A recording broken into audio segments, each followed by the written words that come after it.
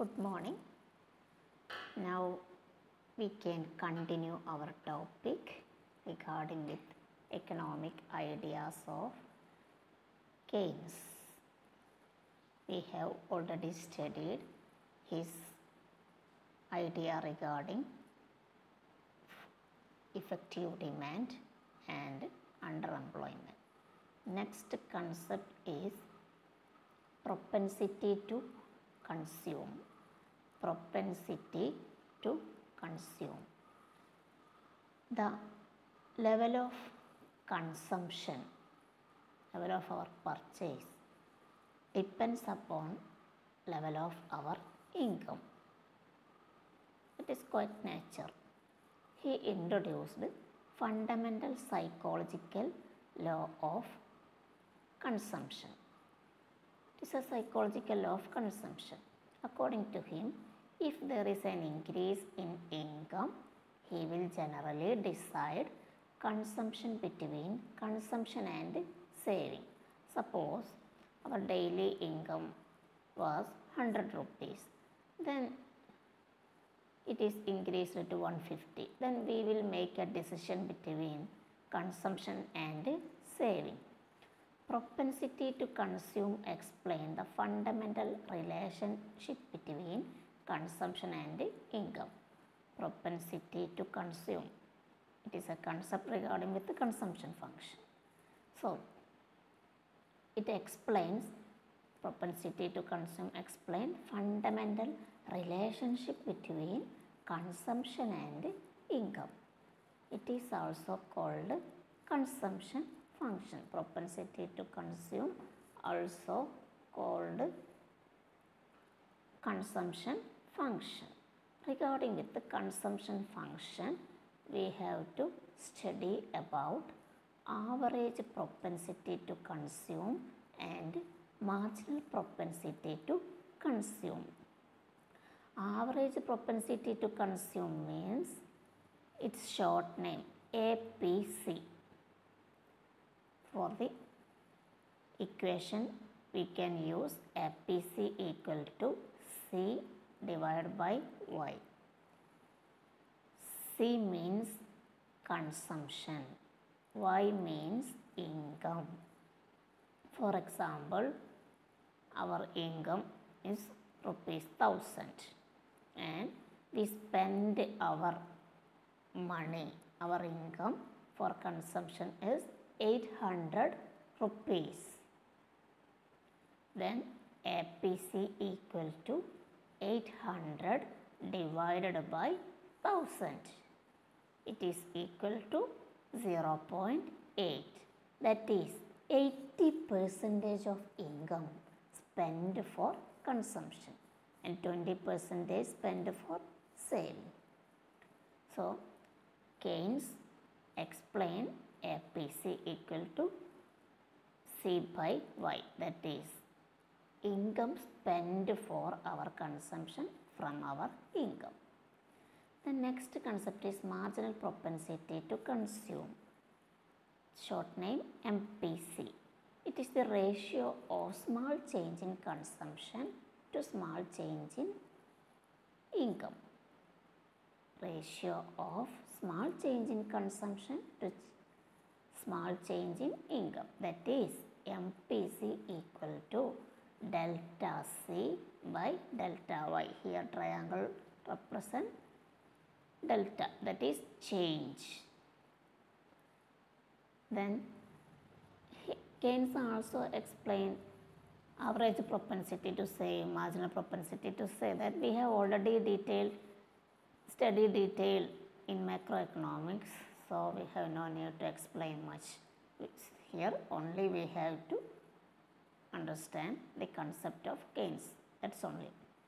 Then MPC means ratio of small change in consumption to small change in income. Suppose in earlier case our income was 1000 rupees. Now it is increased to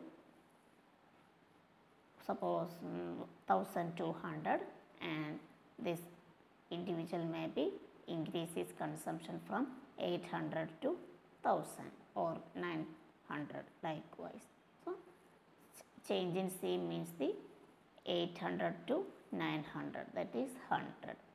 Then delta Y means from change from 1000 to 1200, that is 200. Then we will estimate that. Then next concept is MPC and investment multiplier. The term multiplier is firstly introduced by R.F. Khan. The term multiplier is firstly introduced by R.F. Khan. Investment multiplier is delta Y by delta I. Here delta Y means change in income, delta I means change in investment. That we have already understood. MPC equal to delta C by delta Y. Suppose there is rupees 100 increase in income from rupees 90 of increased income spent consumption and rupees 10 on investment. Then MPC equal to 90 by 100. Multiplier is 100 by 10. That is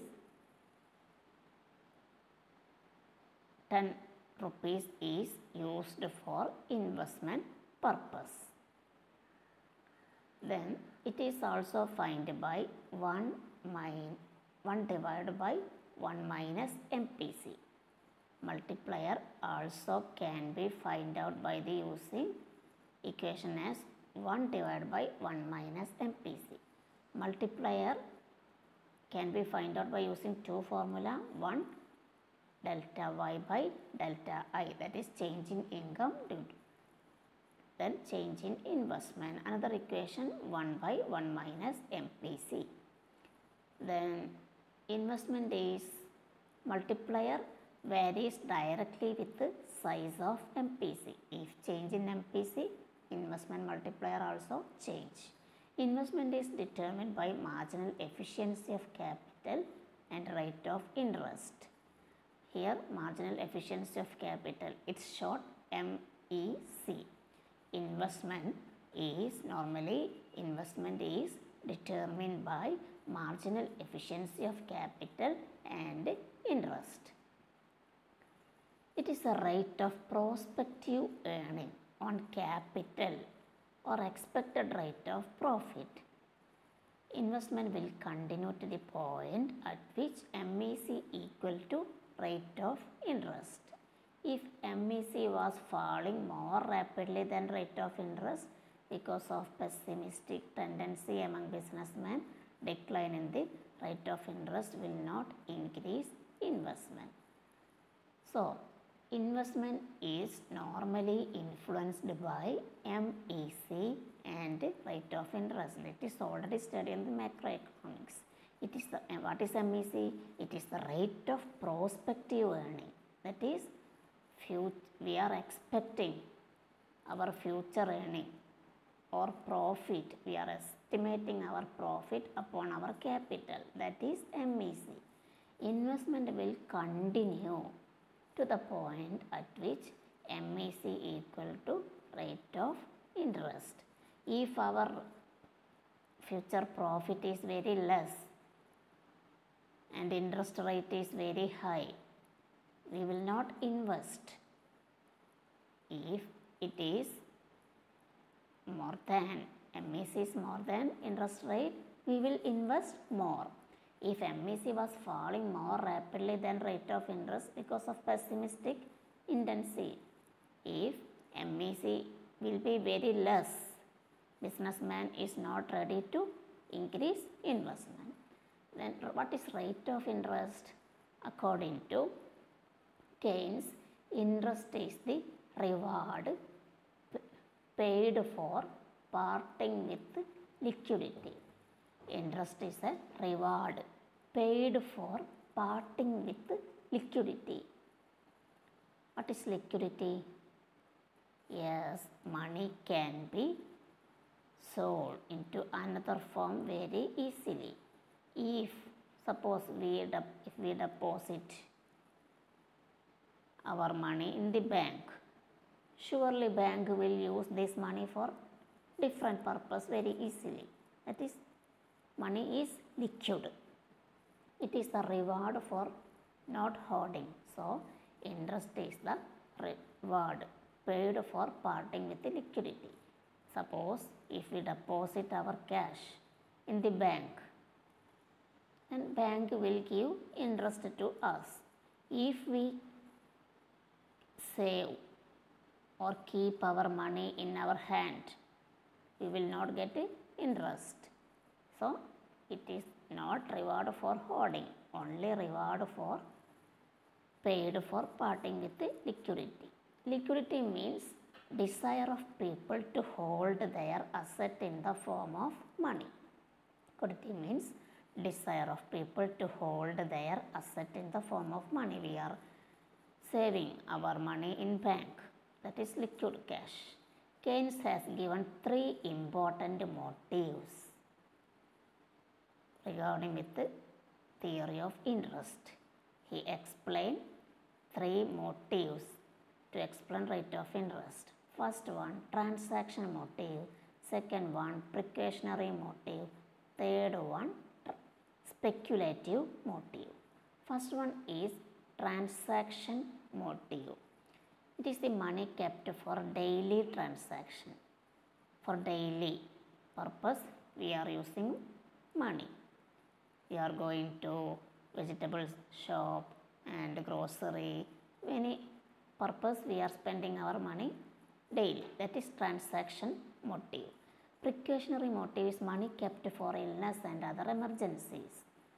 We are expecting in the future our health may not be exist like the present condition, so we are keeping our money for health problems, and we are saving our money for marriage of our daughters or children, and any other emergencies we are saving our money.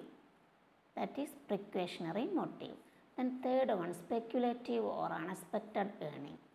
Speculative motive is more important in relation to rate of interest. According to Keynes, speculative motive is more important regarding with the theory of interest.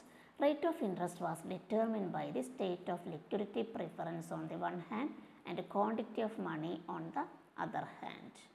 The stronger the liquidity preference, higher would be the rate of interest, and greater the quantity of money, lower would be the rate of interest. Quantity of money depends upon central bank policy. Quantity of money means total money in the economy, that is decided by central bank policy. The central bank can increase or decrease the supply of money through their own monetary policy. So, if we deposit bank, we will get more interest rate, or sometimes rate of interest will be very high. At that time, people are ready to save more in the deposit, more in bank investment. They are taking investment also. Suppose interest rate is very less. At that time, people are not ready to deposit in bank and they are not ready to investment. So, speculative means unexpected earning. So, sometimes very high rate of profit will occur, that is unexpected earning. So, speculative motive is more important in relation to rate of interest. Rate of interest was determined by the state of liquidity preference on the one hand and the quantity of money on the other hand.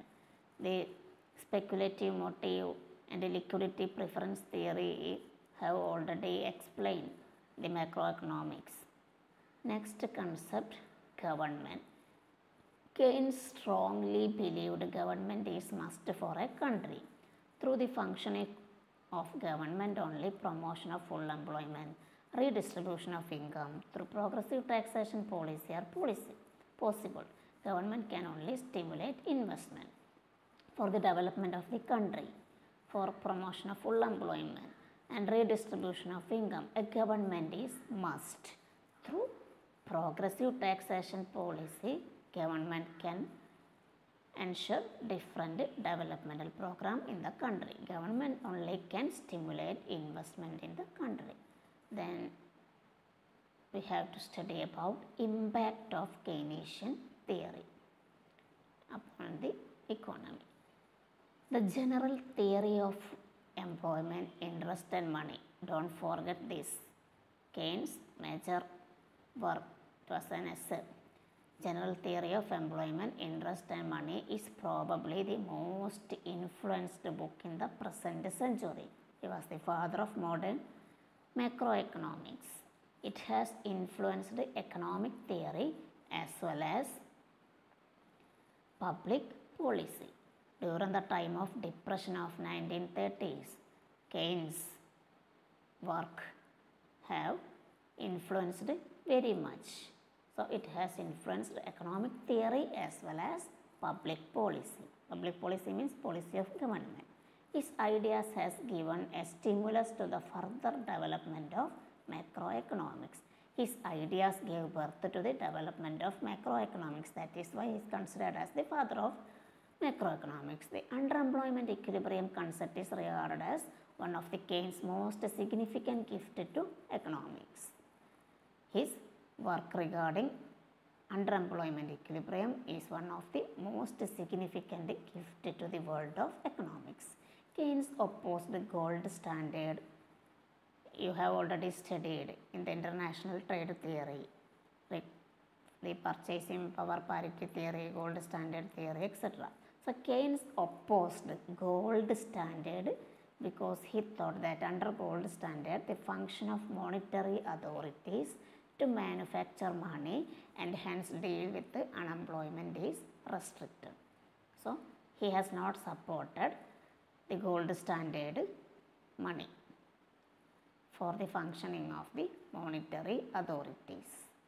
To manufacture, to find out the exchange rate of money, we have used gold standard. So Keynes totally opposed this idea to find the exchange rate and for taking monetary authority and deal with unemployment is restricted. Then Keynesian economics had a profound influence on social philosophy and public policy. Keynesian economics had a profound influence on social philosophy and public policy. His theory have great impact upon the philosophy and government policy. He thought state could prevent depression is a more significant and direct manner by influencing consumption expenditure, investment expenditure.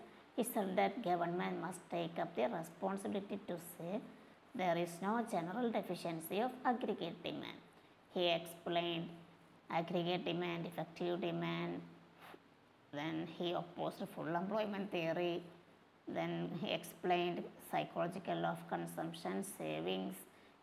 Many concepts were described. It has great impact upon the society and the economy as well. Then we can check major criticism of Keynesian theory. Schumpeter felt that Keynesian theory was not applicable at all time and all places. Who is Schumpeter? We have already studied. He felt that Keynesian theory was not applicable at all time and at all place. His theory is applicable only in the short run. That we know. Keynes already states that in the long run we are all dead. So we take only consider to in the short run, the present condition only. But Schumpeter and other economists strongly rejected the short-run theories of the Keynes. Anyway, Keynes has great impact upon our country and the world as well. It is continuing in this century also. Okay, we have concluded this chapter. Thank you.